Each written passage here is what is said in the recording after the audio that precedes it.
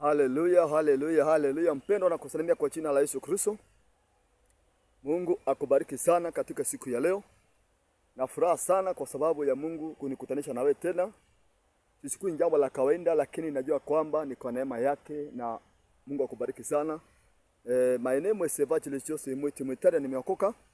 Nampenda Kristo na Kristo ni Bwana katika maisha yangu katika jina la Yesu Kristo. Ni Yesu Kristo ambaye nimekuwa nikiwa kijana mdogo, na mpaka wakati huo amenishikilia. Nimemwona kuwa mwaminifu kwa maisha yangu. Matendo yake ni ya ajabu, na nakuombea kwa jina la Kristo ukamkubali Kristo Yesu, na kutakiwa kumwamini Kristo akuwe Bwana na mwokozi wa maisha yako, na utawahi kuregret. Yesu Kristo anaokoa, anakomboa, anaponya, anabariki, anasamehe. Yesu Kristo ni wa huruma. Yesu Kristo anakupenda. Mwamini wakati huu na utabarikiwa sana. God bless you. Mwamini Kristo in Jesus name. Amen, amen, amen. Katika siku ya leo Mungu amenipatia neno kwa ajili yako. Zinaposalia Sunday kama 2 hivi ndio mwaka utamatike wa 2025. Naamini ya kwamba hata umeona Mungu kwa maisha yako, maadamu uko hai, bado kuna matumaini kwa maisha yako. Still there is hope. Usikate tamaa na hali zote ambazo zinazokukabili. Endelea kumwamini Mungu, na Mungu ataendelea kuwa Mungu mwema kwa maisha yako katika jina la Kristo Yesu, mwana wa Mungu. Katika siku hii niko neno pia kukupea matumaini, na ni kwa sababu Mungu anapenda upate kushinda. Na wakati uliopita Mungu alitupea sermon ambayo ilikuwa inasema kwamba ambayo ilikuwa inatokana na Daudi, ikisema kwamba Mungu wetu ambaye alimwokoa Daudi alijitia nguvu wakati alipitia katika ile ngumu sana. Kwa hivyo ilikuwa inasema kwamba jitie nguvu katika Bwana Mungu wako kama Daudi, na mimi ujitia nguvu maandamu Mungu wetu alikuongeleza. Ilikuwa twins sermon kama nyingine ilikuwa inasema kwamba why you must be baptized, kwa nini lazima ubatizwe.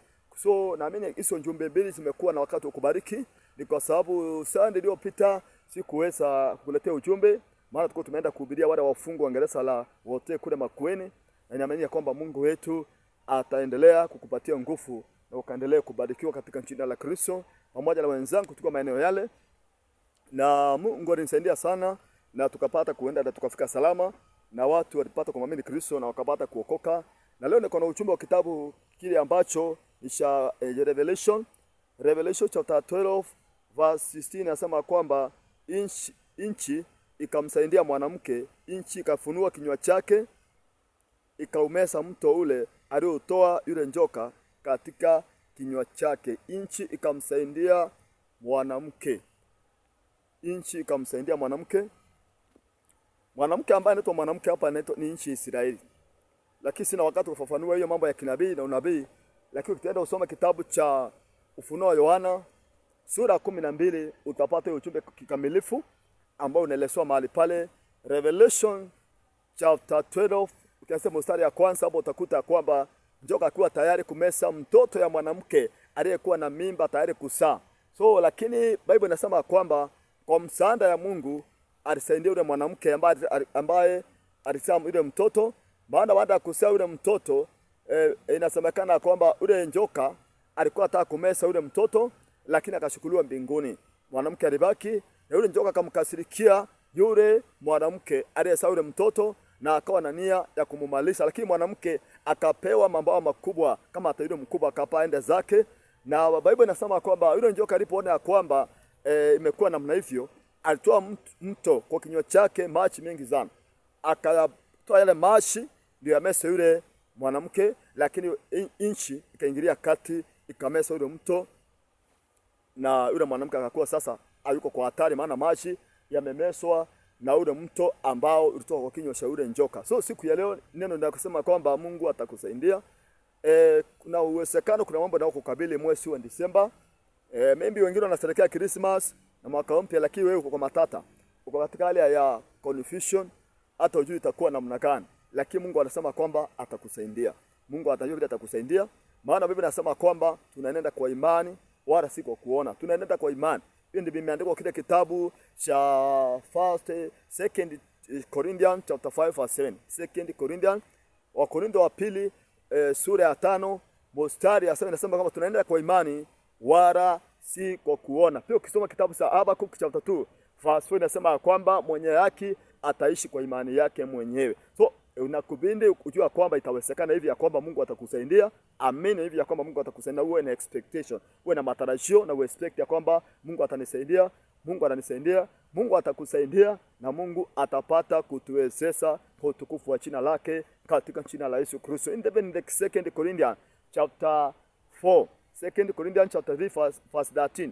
2 Corinthians chapter 3 verse 13, ama 2 Corinthians chapter 4 verse 13, usome ya kwamba inasema kwamba kwa sababu tuna ile roho ya imani, kama vile imeandikwa kwamba naliamini, ndio sababu nilisema. Kwa hivyo tuamini na kwa sababu hiyo tunasema. So anasema kwamba huyu mwanamke alikuwa kwa hatari, lakini Mungu alikuwa amemwaidia huyo mwanamke ataokoa ulimwengu, atazaa Mwokozi. Huyu mwanamke alikuwa ameindiwa pale katika kitabu cha Mwanzo sura ya 3. In the book of Genesis chapter 3 verse 15 and 16. Pale kuna mahali Mungu anamtangazia Shetani, anamwambia kwamba kwa sababu umemdanganya huyu mwanadamu, umemdanganya huyu mwanamke. Huyu mwanamke uzao wako na wake utakuwa na maadui. Mtakuwa mnashukiana uzao wako na uzao wake. Yaani kutakuwa na ile hali ya kushukiana kwa uzao wa mwanamke ama kwa uzao wa binadamu na wa nyoka. So Mungu akasema, huyu mwanamke kutakuwako na uadui kati ya uzao wako na wake. Na mzao leo mwanamke utaponda kichwa chako ewe nyoka, na utagusa kisigino chake na utamuumiza kisigino.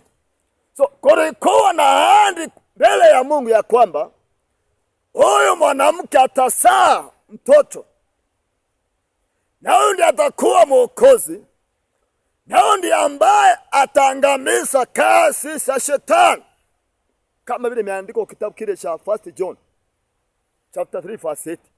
Biblia inasema kwamba kila mtu atendaye dhambi ni wa Shetani, lakini kwa sababu hiyo ndio sababu Yesu Kristo alikuja ili kuangamiza ama kuharibu ama kuvunja kazi ya Shetani. So hapa ambao tumesoma, Biblia inasema kwamba na njoka yule alipoona ya kuwa ametupwa katika nchi, alimuudhi yule mwanamke aliyezaa mtoto mwanamume.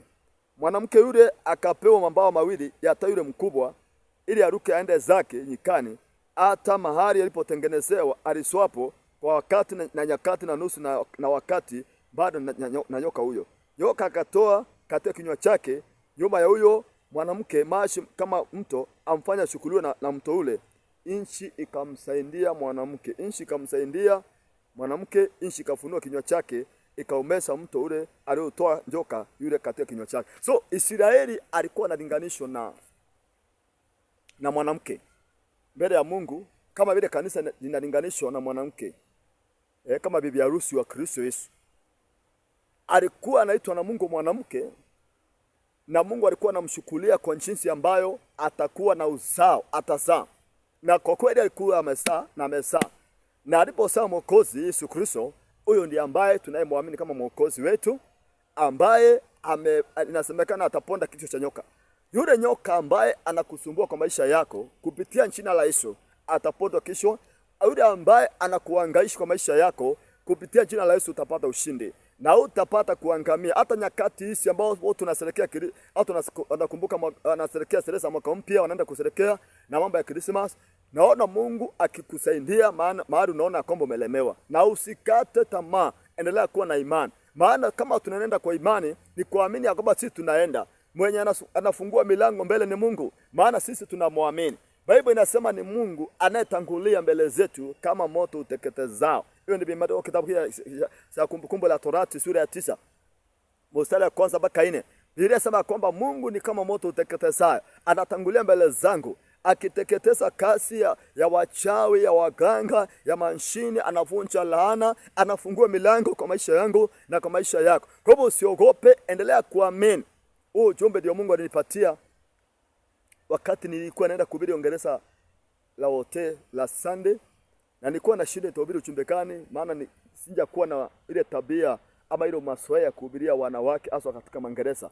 Lakini neno la Mungu ananiambia kwamba Mungu atasaidia mwanamke maana ameonewa na shetani kwa sababu amezaa mwokozi, amezaa mwanadamu ambaye ni Yesu Kristo, ambaye katika mwili ni mwanadamu lakini katika roho ni Mungu, atakaye kuangamiza kazi ya shetani. Ndio mwanadamu akombolewe, ndio mwanadamu akolewe, ndio mwanadamu akuwe huru. Kwa mpendwa wa Mungu, katika siku ya leo, kama vile Mungu alisaidia yule mwanamke akapata kuwa salama, ijapokuwa alikuwa anaandamwa na yule shetani, alikuwa anaandamwa angamizwe, alikuwa anaandamwa akapata kushindwa, lakini Biblia inasema kwamba alipewa mabawa makubwa kama tele mkubwa apande zake hadi mahali alishwapo. Na ukiangalia inasemekana hivi katika historia ya kwamba indi 70 baada Yesu kwenda mbinguni, baada ya Israeli kusaa Yesu, na Yesu akashukuliwa mbinguni na Mungu, shetani hakufanikiwa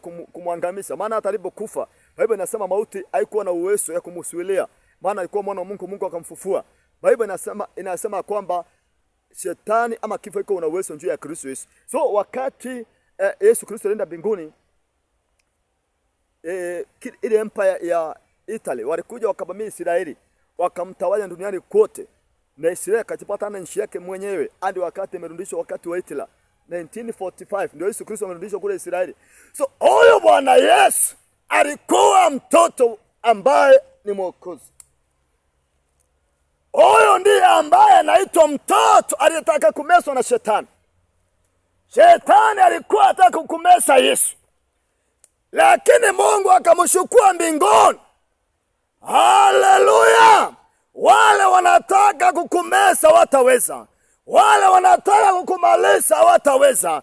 Mungu aliyesaidia yule mwanamke akapewa mabawa, akapaa, akaenda mahali aliswapo, na tena njoka alipoashiria maji ya mto ya mese mwanamke, Biblia inasema nchi ikamsaidia, ikafungua kinywa chake, ikapanua kinywa chake, ikameza yale maji, na yule mwanamke akawa amenusurika.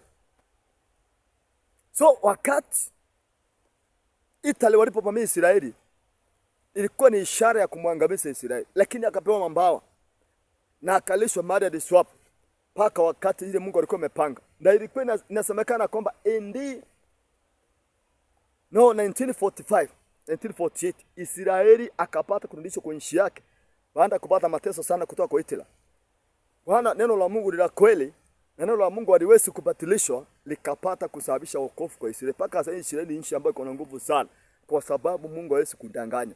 So maisha yako usikuwe na wasiwasi, wala usikuwe na uoga. Mungu atahakikisha amekuokoa, hata kama usipinzani kweli ni mkubwa sana kwa maisha yako. Kuna changamoto kibao, unasema kuna mambo ya kiuchumi, kuna mambo ya magonjwa, kuna mambo ya kila aina yanayoandama kisasa mwanadamu, lakini Mungu wetu tumemwamini, anasema atatusaidia. Biblia inasema kwamba nchi ikafunua kinywa chake na ikapata kusababisha wokovu kwa yule mwanamke, akapata kunusurika. Sasa wewe kupitia Kristo ni kama mwanamke, maana kanisa ni kama mwanamke mbele ya Mungu. Yesu Kristo ndiye Bwana mwokozi wetu, na unakuta kwamba maisha yetu tunamtegemea Bwana Yesu. Kwa hivyo siku leo mpendwa, kuwa na courage, kuwa na ujasiri.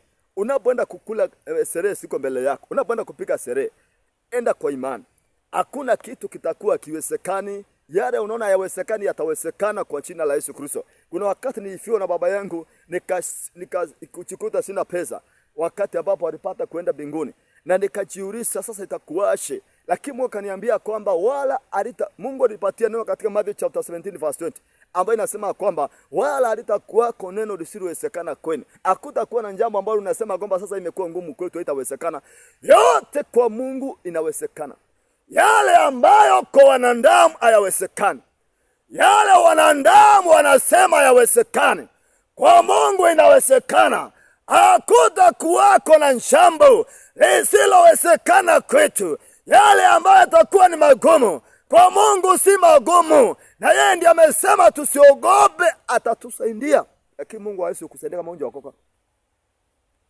Hapo umesikia kwamba mwenye ambaye anasaidiwa hapa ni yule ambaye amemwamini Kristo.